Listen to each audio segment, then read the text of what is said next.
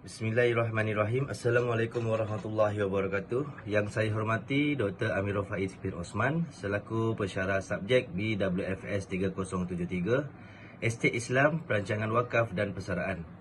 So untuk hari ini kumpulan kami akan membuat pembentangan berkaitan dengan topik 8 iaitu perancangan persaraan daripada perspektif komersial dan syariah. Untuk ahli kumpulan kami terdiri daripada 4 orang ahli, iaitu saya sendiri Muhammad Izzuan bin Zainal, nombor metrik 266025. Yang kedua Norita Abu Sama, nombor metrik 266194. Yang ketiga Rosida Irma binti Abdul Rahim, nombor metrik 266312. Dan yang terakhir adalah Karatul Huda binti Kaza, nombor metrik. Saya akan mulakan daripada pengenalan. Okey, syariah konvensional Islam di Malaysia. Persaraan ialah apabila seseorang individu berhenti bekerja secara kekal dan mesti menetapkan matlamat, membuat simpanan persaraan dan memahami fungsi sepanjang hayat yang terjamin. Nasihat kewangan dan keselamatan persaraan menjadi semakin penting dalam ekonomi semasa. Memerlukan pembangunan pelan kewangan yang sesuai dan langkah proaktif untuk menjamin dan meningkatkan pendapatan. Perancangan persaraan Islam adalah aspek pengurusan wang Islam yang lebih baru di Malaysia dengan pelancaran simpanan syariah. Yang pertama seumpamanya dalam kalangan dana yang ditawarkan oleh Kumpulan Wang Simpanan Pekerja, yakni KWSP. Persaraan Islam tidak lagi perlu memilih antara memenuhi matlamat persaraan mereka dan mengelakkan riba dengan wang persaraan mereka.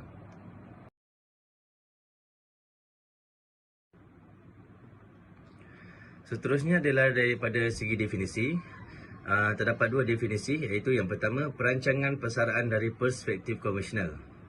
Menurut definisi Merriam-Webster Inc 2017, bersara bermakna berhenti bekerja.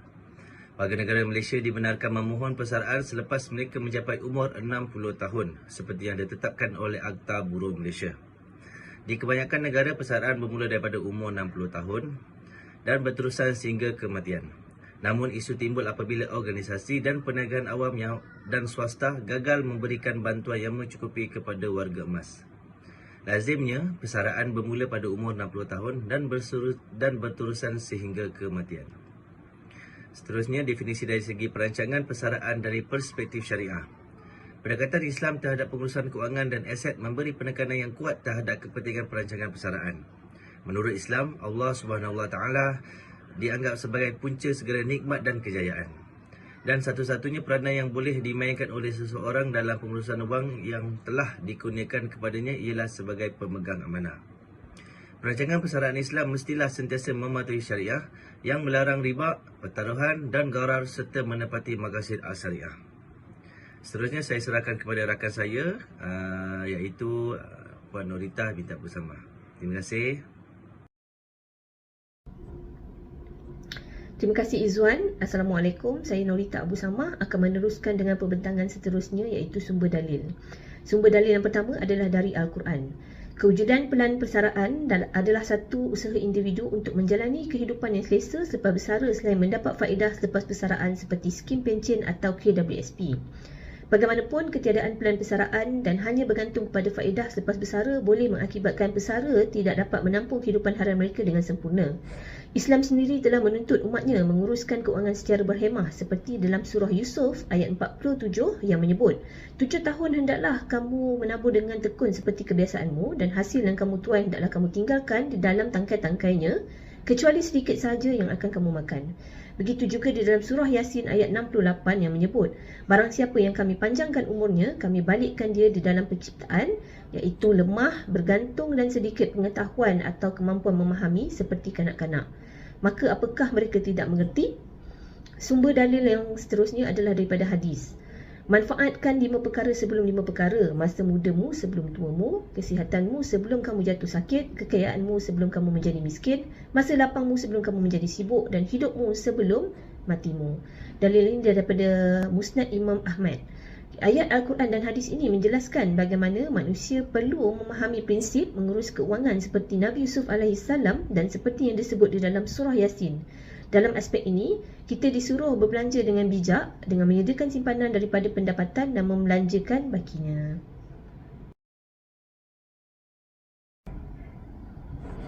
Seterusnya adalah sistem aplikasi di Malaysia. Kumpulan wang simpanan pekerja iaitu KDBSP ialah kumpulan wang simpanan negara Malaysia dan bertanggungjawab menyediakan faedah persaraan kepada pekerja yang bekerja di sektor swasta serta jawatan tidak berpencen dalam sektor awam. Pada akhir September 2018, terdapat kira-kira 14.09 juta orang yang telah menjadi ahli KDBSP. Pada 8 Ogos 2016, KDBSP memperkenalkan simpanan syariah yang telah dikreditkan dengan mencipta minat dalam perancangan persaraan Islam di Malaysia. Bagi memastikan simpanan dana syariah diurus dan dilaburkan mengikut Undang-Undang Islam, Jawatankuasa Penasihat SAC telah ditubuhkan. Simpanan syariah ialah pelan persaraan Islam yang membolehkan orang Islam menyertai perancangan persaraan Islam. Ia memberikan pulangan sebenar yang dicipta oleh pelaburan atau syariah dan menghalang penubuhan kadar dividen minimum yang dijamin pada bila-bila masa. Sebelum 2016, semua wang yang diberikan kepada KDBSP telah dimasukkan ke dalam tabung konvensional yang menyebabkan umat Islam mengalami kebimbangan mengenai manfaat ini. Simpanan syariah adalah pelan persaraan yang membolehkan umat Islam menyertai perancangan persaraan Islam dan sejak penubuhan perbankan Islam di Malaysia, kesedaran berhubung pengharaman riba telah tersebar. Umat Islam telah menuntut akan perkara ini. Ini bermakna bahawa pendapatan persaraan yang dijamin patuh syariah dan pesara akan dapat menggunakan pendapatan persaraan mereka sendiri untuk mencapai objektif persaraan mereka. Okay, sekian saja daripada saya. Saya akan serahkan kepada rakan saya Rosida Irma untuk perbentangan seterusnya. Terima kasih. Assalamualaikum. Terima kasih Puan Nurita Abu Sama. Topik seterusnya saya akan membentangkan mengenai rangka kerja undang-undang atau umur persaraan minimum Malaysia menetapkan 60 tahun sebagai umur persaraan wajib bagi pekerja sektor swasta dan tiada syarikat boleh memecat pekerja secara sah sebelum mereka mencapai umur 60 tahun. Sejak tahun 2013, mana-mana buku panduan pekerja yang menetapkan umur persaraan yang lebih rendah adalah terbatal dan tidak sah. Mereka yang merasakan mereka terpaksa bersara terlalu cepat boleh memfailkan aduan kepada ketua pengarah dan ketua pengarah mungkin memerlukan majikan membawa balik pekerja itu dari persaraan awal dan membayar balik untuk masa antara dua tarikh tersebut. Gaji dan tarikh persaraan awal sehingga umur persaraan minimum mesti dibayar walaupun majikan tidak berhasrat untuk memasukkan pekerja semula. Dengan umur persaraan minimum di Malaysia, pekerja akan mempunyai masa untuk menyimpan untuk persaraan, tetapi pada masa ini tiada penalti untuk membenarkan pekerja tua bekerja selama mereka memerlukan. Topik seterusnya adalah mengenai amalan kontemporari yang terbahagi kepada tiga. Terdapat tiga jenis pelan persaraan utama yang digunakan di Malaysia iaitu kumpulan wang simpanan pekerja KWSP, sistem persaraan PRS dan juga sistem pencet untuk kaki tangan kerajaan. Okey, kita bagi yang pertama dulu iaitu KWSP, institusi keselamatan sosial yang menyediakan pengurusan simpanan yang boleh dipercayai dan berkesan kepada pekerja swasta dan awam yang tidak menerima pencen. Pulangan pelaburan yang rendah dan bersifat dana tidak menggalakkan dana simpanan yang stabil selepas bersara menyebabkan kekurangan perlindungan kepada pencarum. Okey, yang kedua adalah program pencen. Direka untuk memastikan pegawai awam mempunyai pendapatan yang mencukupi selepas bersara yang menawarkan tiga jenis faedah pencen. Yang pertama adalah pencen perkhidmatan, ganjaran perkhidmatan dan juga ganjaran keuangan sebagai ganti cuti. Ganjaran adalah berdasarkan tahun perkhidmatan dan pendapatan. Okey, yang ketiga adalah pentadbiran pencen swasta atau dikenali sebagai PPA, mewujudkan skim persaraan swasta atau PRS untuk menambahkan baik kecukupan dan perlindungan faedah persaraan untuk rakyat umum. Ia serupa je dengan KWSP dari segi operasi dan faedah, tapi dengan sedikit variasi. Pelabur boleh memilih antara dana faedah, dana sederhana dan juga dana konversatif.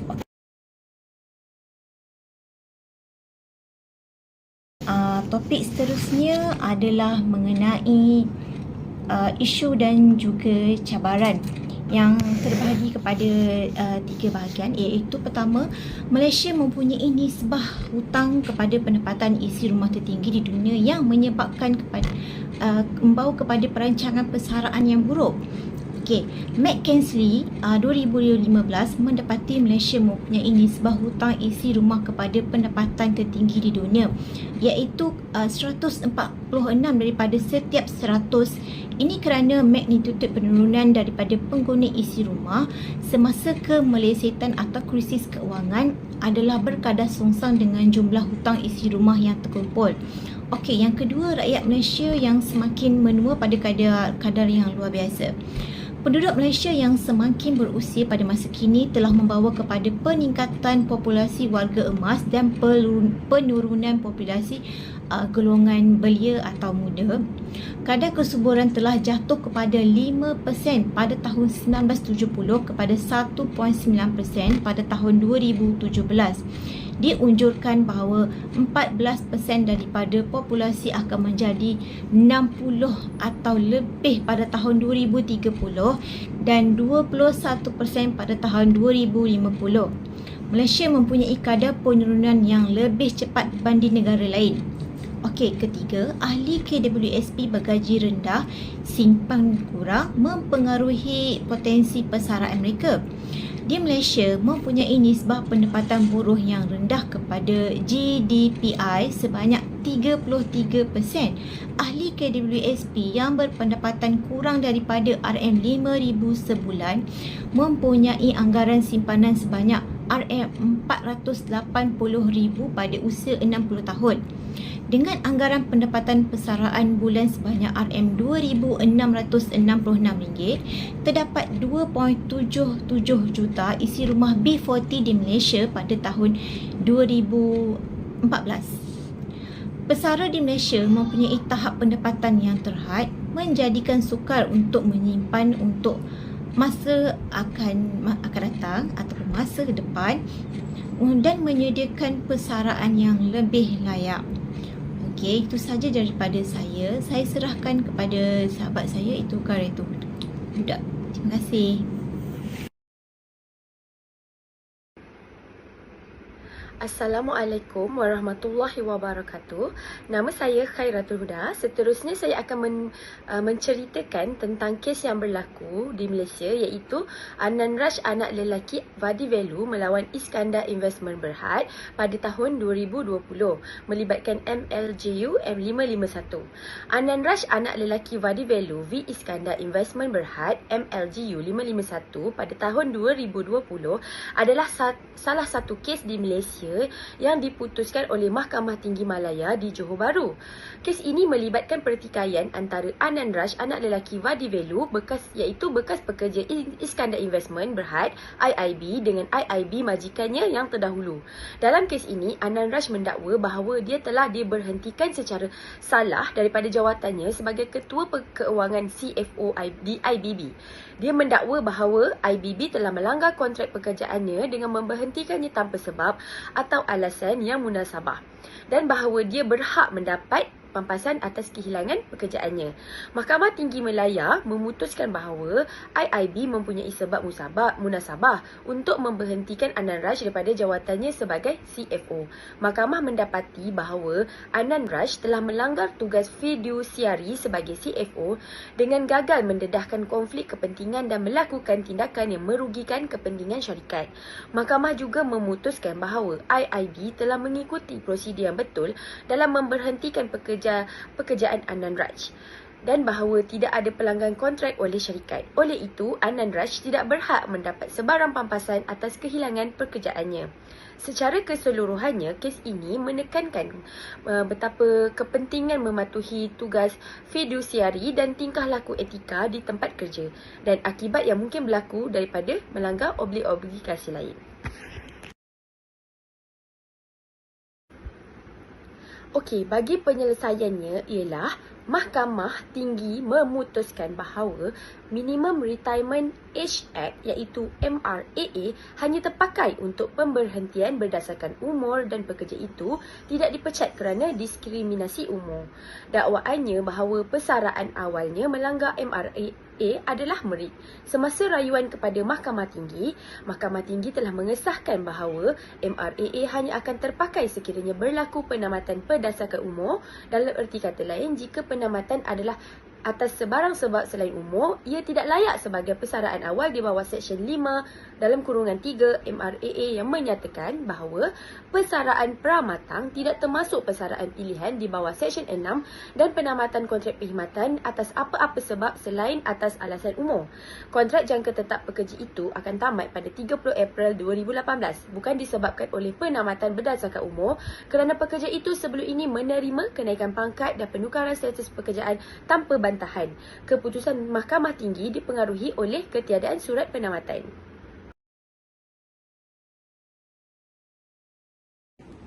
Bagi cadangan untuk penambahbaikan pula adalah penting untuk membuat persediaan untuk bersara bagi mengekalkan gaya hidup yang selesa.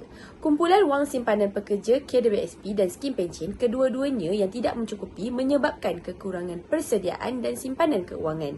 Sememangnya pihak berkuasa yang bertanggungjawab dicadangkan untuk mewujudkan sebuah organisasi dalam menyokong dan membimbing pekerja yang akan bersara untuk menyediakan maklumat dan latihan yang mencukupi untuk membuka minda mereka untuk sebarang keadaan persaraan. Selain itu, pastikan mereka juga membuat persediaan untuk bersara bagi mengekalkan gaya hidup yang selesa selepas seseorang itu bersara.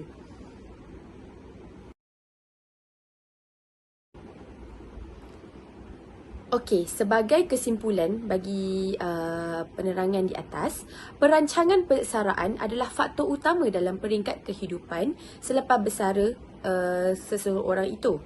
Tetapi pada masa yang sesuai untuk bersara adalah soal pendapatan. Sebuah artikel di Bridge Web mencadangkan bahawa orang ramai harus mula merancang untuk bersara pada pertengahan umur 30-an.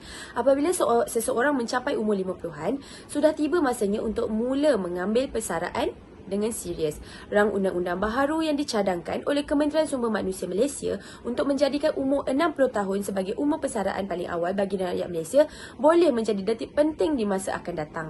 Memberi inspirasi kepada pendekatan baharu kepada perancangan persaraan untuk mencapai matlamat Malaysia untuk menjadi negara berpendapatan sederhana dan atasan. Semua orang daripada kerajaan hinggalah kepada perniagaan dan pekerja-pekerja swasta mestilah bekerjasama untuk memupuk persekitaran di mana pengalaman dan kebijaksanaan warga emas selama bertahun-tahun dihormati dan dihargai. Seramai 86% responden telah bersetuju dengan cadangan umur persaraan. Jadi sekarang adalah masih sesuai untuk meneliti dasar persaraan semasa untuk kemajuan negara.